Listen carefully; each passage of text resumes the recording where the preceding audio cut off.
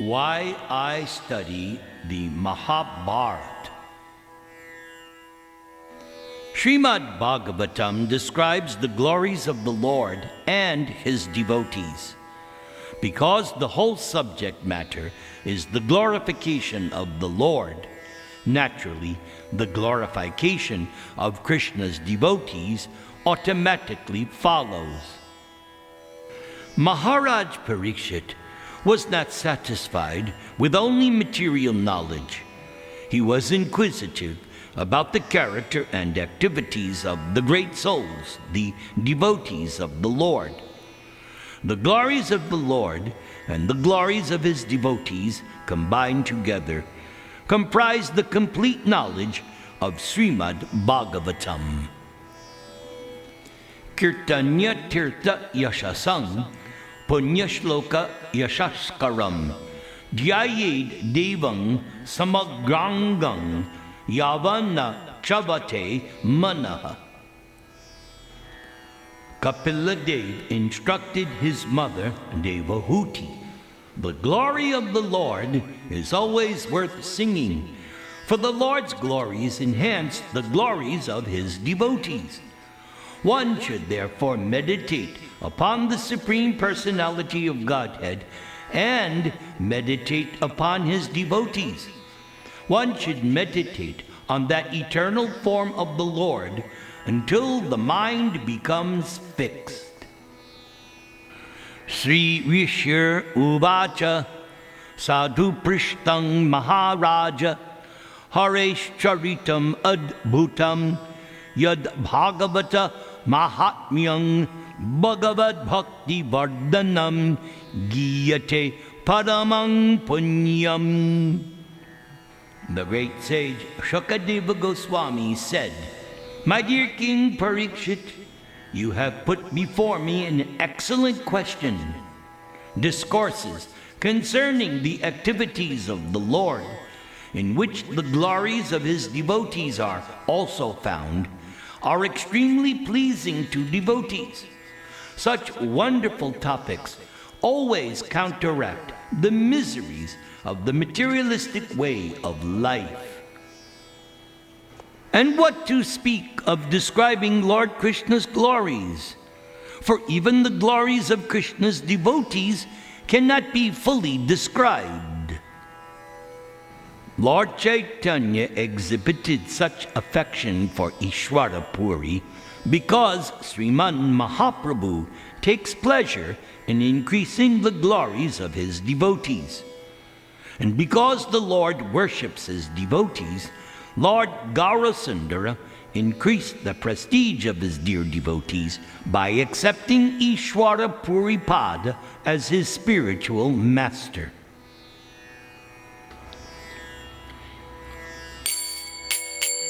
Hare Krishna, Hare Krishna,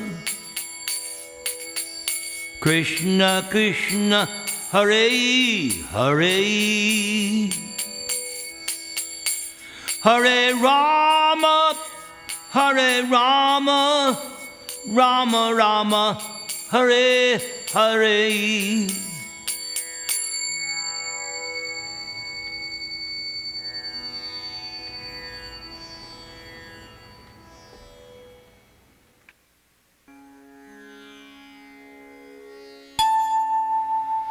Surya advises Karna.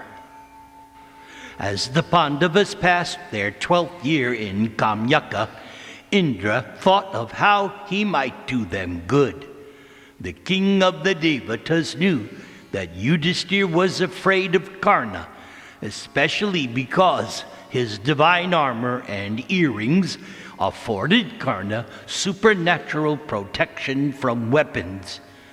Indra decided to disguise himself as a Brahmana and beg for the armor of Karna. However, divining Indra's intention, the sun god appeared before his son Karna in a dream. He was in the form of a handsome Brahmana. Gently, Suryadev said, "O mighty hero, my son, I have come to advise you for your everlasting good. Now listen carefully. Indra will come before you disguised as a Brahmana in order to beg from you your armor. He is quite aware that you have vowed never to refuse charity. Somehow or other you must resist his request. Offer him anything else in its place. For if you part with your armor and earrings, which are made of the essence of celestial nectar, then you will die in the battle. However, possessed of your armor and earrings, why, not even the gods can slay you. Oh, tell me, who are you who cares so much for my welfare? I am the god of limitless rays. I advise you out of affection. You should heed my words. Karna was unaware that the sun god was his actual father, and so he replied, "Indeed, I am fortunate that the Lord God of all splendor, whom I worship daily, desires my welfare. Out of my love for you, I say this. Please, do not prevent me from observing my vow, for such dishonor would be worse for me than death. O Surya, all the world knows I will part with my own life if a Brahmana begs for it. Should Indra come to me as a Brahmana, I shall not be able to refuse him whatever he may ask." To Karna, fame was everything. He would never do anything which would lead to infamy. And so he added this: "If I give my armor to Indra, I shall win great fame in this world, while Indra will become infamous. Fame prolongs life and leads one to heaven. A famous man lives even after death, while those who are infamous are as good as dead, even though they may still be breathing. O Surya, I will preserve my fame even at the cost of my life." Oh, my dear child, a wise man does not do anything that will injure himself or his dependents. There is no doubt that the everlasting fame you desire will cost you your life. Therefore, what profit is there in sacrificing your body for fame? For only while you are alive can you use that fame which you accrue. Fame is useless to a dead man. It is like a garland around a corpse. Because you worship me, I speak for your good. Now, if you use reason, you will be able to distract Indra from his purpose. If you wish to face Arjuna in battle, you must not give up your earrings and armor. Otherwise, you will not be able to stand against Arjuna without them." No, I'm still not convinced. O God of brilliant rays, you are dearer to me than my wife, sons, friends, and even my own self. Please cherish me as a devoted worshiper and allow me to do as I please. I cannot embrace falsehood. Death would be preferable. With bowed head and repeated prayers, I implore you to forgive me, for I cannot do as you say. I do not fear Arjuna. Parashuram has given me powerful weapons. I will defeat Arjuna in the battle when the time comes. Now, please permit me to observe my vow when Indra approaches me." Surya could understand that Karna would not change his mind. It was just as he had expected, and so he had already considered an alternative. He continued addressing his son in gentle tones. "O powerful one, if you must give up your armor and earrings to Indra, then you should ask him something in return. Worshipping him with pleasing words, you should offer him your armor only in exchange for the infallible dart he possesses. That weapon can destroy any enemy. If you possess that weapon, then you will remain invincible. Ask him for it. It is called the Shakti Dart. Then, suddenly, Suryadev vanished, and Karna awoke, thinking about this wonderful dream. After bathing, he went before the rising sun with folded palms. He told the sun everything which had occurred in his dream. And from the heavens a voice echoed, "Yes, it is all true." Amazed, Karna returned to his palace, expecting the arrival of Indra at any time.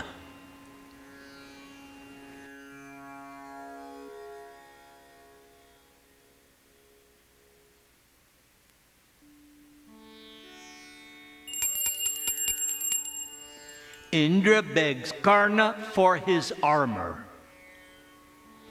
A few days later, Karna entered the Ganga at noon to perform his daily worship of the sun god.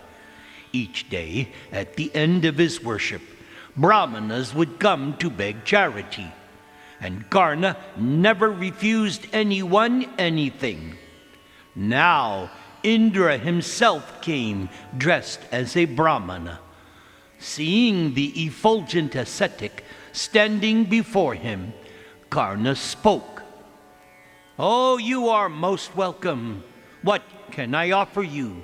If you like, I can bestow upon you villages, cows, and beautiful damsels adorned with gold." "I have no desire for any of these things. You may give them to others who beg. O sinless one, if you are true to your vow, then cut from your body your armor and earrings and give them to me. That is all I desire." Realizing that this was Indra, Karna replied, "Yes, I will gladly give you whatever you wish. But why ask for only my armor? Take from me instead enough wealth to maintain you and all of your dependents for as long as you may live." In various ways, Karna tried to distract Indra from his goal, but the heavenly god made it clear that he only wanted the armor. Finally, Karna said, "Divested of my natural armor and earrings, which were created from celestial nectar, I shall die in battle. That is why I am reluctant to part with them. Still, I know that you are Indra, and that you are here to help the Pandavas. As the Lord of the gods, it is you who should be bestowing boons upon me. O Deva, therefore please consider offering me a boon in exchange for my armor." Before coming here, Surya must have divined my intentions. No doubt he has told you everything. Let it be as you desire. With the exception of my thunderbolt weapon, you may ask from me whatever you wish. Karna then asked for the Shakti dart, which Surya had mentioned. Indra reflected for a moment and then replied, "I have now invoked the weapon and will give it to you as soon as you give me your armor. But I do so only under one condition. When I release this dart, it kills hundreds of my enemies and then returns to my hand.